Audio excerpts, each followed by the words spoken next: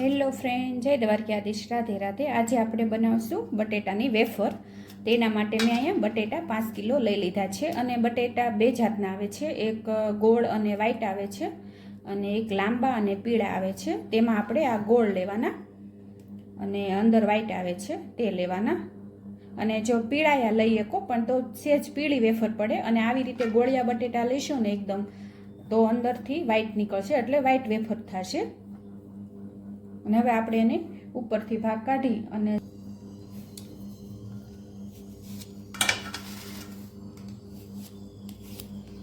આવી રીતે ઉપરથી સાલ કાઢી લેવાની છે. અને એકદમ કડક બટેટા હોય ને તે લેવાને, તેનાથી વેફર સરસ પડશે. તો આવી રીતે આપણે ઉપરનો ભાગ બધો કાઢી લેશું અને પાણીમાં ઉમેરતા જઈશું.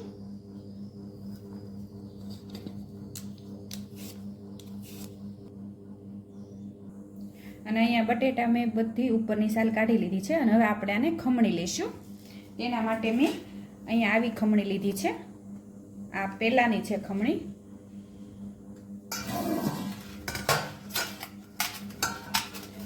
અને આપણે બટેટાને ખમણી લઈશું.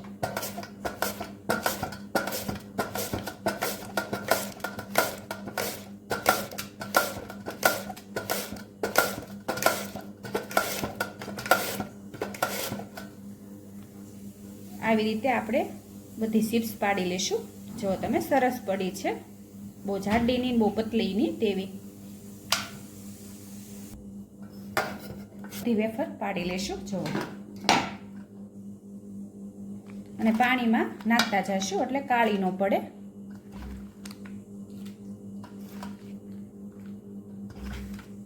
અને અહીંયા મેં બધી વેફર પાડી લીધી છે. હવે આપણે આને 6-7 પાણીથી ધોઈ લેશું. અહીંયા જો તમે કેટલું ડોળું પાણી છે. હવે આને આપણે 6-7 પાણીએ ધોઈ લઈશું.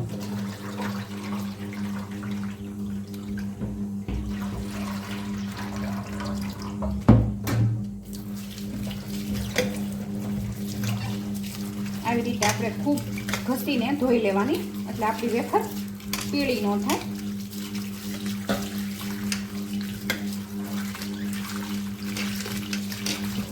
જ્યાં સુધી આવી રીતે ચોખ્ખું પાણી ન થાય ત્યાં સુધી આપણે ધોવાની.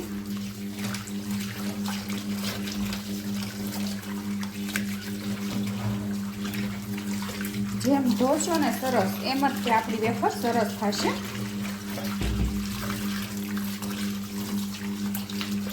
ઉપરનો બધો જે તાર આવે તે નીકળી જવો જોઈએ અને એકદમ ચોખ્ખું પાણી થઈ જવું જોઈએ.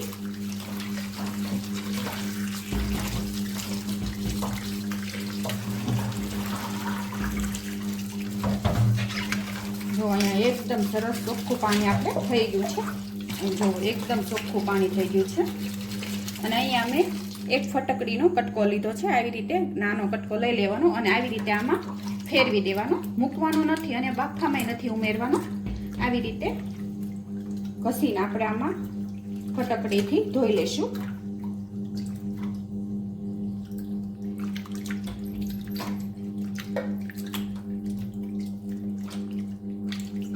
એટલે ઉપરનો જે કાંઈ મેલ વધારાનો હોય તે નીકળી જાય.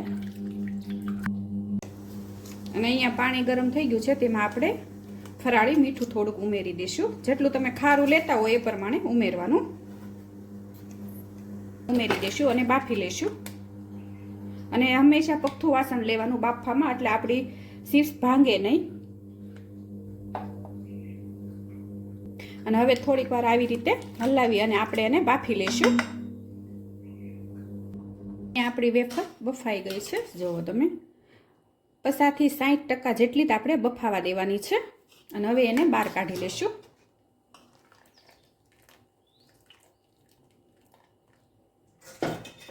આવી રીતે એક સાયણીમાં કાઢી લેશું.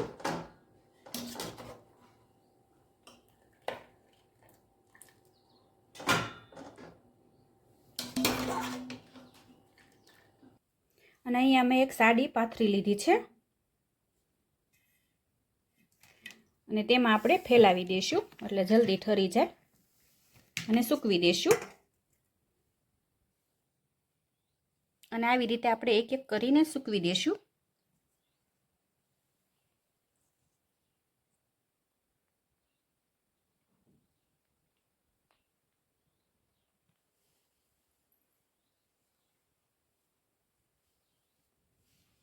બધી વેફર સાડી ઉપર સૂકવી દીધી છે, તમે જોવો છો સરસ બની છે। અને બાફતી વખતે ધ્યાન રાખવાનું 50-60% જેટલી જ આપણે બાફશું તો ભાંગશે નહીં વેફર।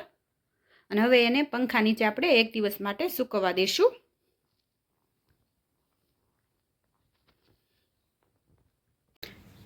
અને અહીંયા મેં 1 દિવસ 4 થી 5 કલાક માટે મેં તડકે આ વેફરને સૂકવી હતી।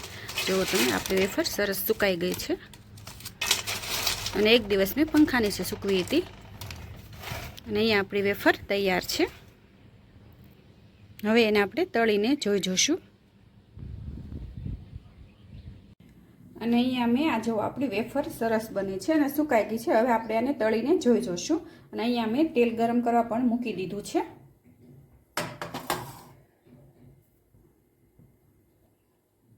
હવે આપણે વેફર તળી લઈશું। જો તમે સરસ ફૂલી છે।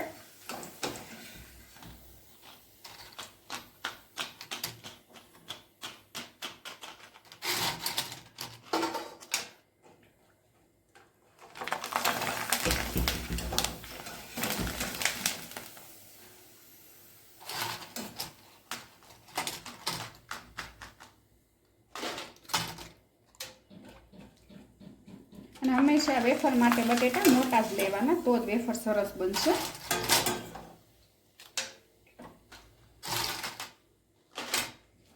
વેફર તૈયાર છે, તમે જોવો છો સરસ બની છે, એકદમ મોટી મોટી અને એકદમ ક્રિસ્પી। જો અને મારી આ રેસીપી તમને ગમી હોય તો લાઈક કરજો, શેર કરજો અને સબસ્ક્રાઈબ કરજો।